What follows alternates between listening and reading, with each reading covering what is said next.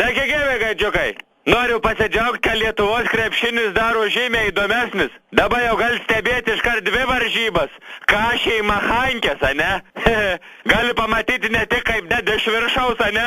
Drimba koks, bet kaip į dūdą ded. Man labai patiko. Aš iš vis galvoju, tokį reikia idėją, kad šalia krepšinio aikštelės galėtų būti dar viena aikštelė, kur galėtum su priešininkų fanais pasimušti, ne? Kaip filme, ne, kur yra gladiatorius. Čiauks pliaukšt išsikvietė, ne? Iš priešininko komandas, ar kai einam pasitikrinti iš kampo, bahurs šuokį iš kėdo, ne? Vyktų 2 varžybas, kašys į fanų varžytuvės. Duokim garą, ne? Ir 2 rezultatai. Tarkim, Šiaulių žaid prieš Kėdainių Nevėžį, ne?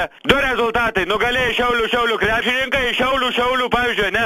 Fanai nugalėjai. 37 fanarai prieš 16. Tik aš biški vieną dalykiuką nesuprantu. Nuo protą turėti Žalgirį fanai alų mėtyti, ne? Mėgsti alų, tai koks turi būti glušs? Aliuką reikia gert.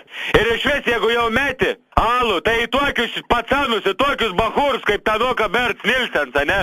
Žukauskis. Tai neskarbonkį 0,5 litrą reik mesti. Reik 2 litrų bambalį pasiimti tvoti. Netur hebryt patirties ant tokių reikalų, kaip matau. Tik man da labai gaila, kad neteko sudalyvauti tokios istorinės varžybos. Dabar labiausiai norėčiau būti kauniečiai, ne? Tai nereal hebryt, nereal gengai, netvorai varžybsiai, viš, trep, trapapap.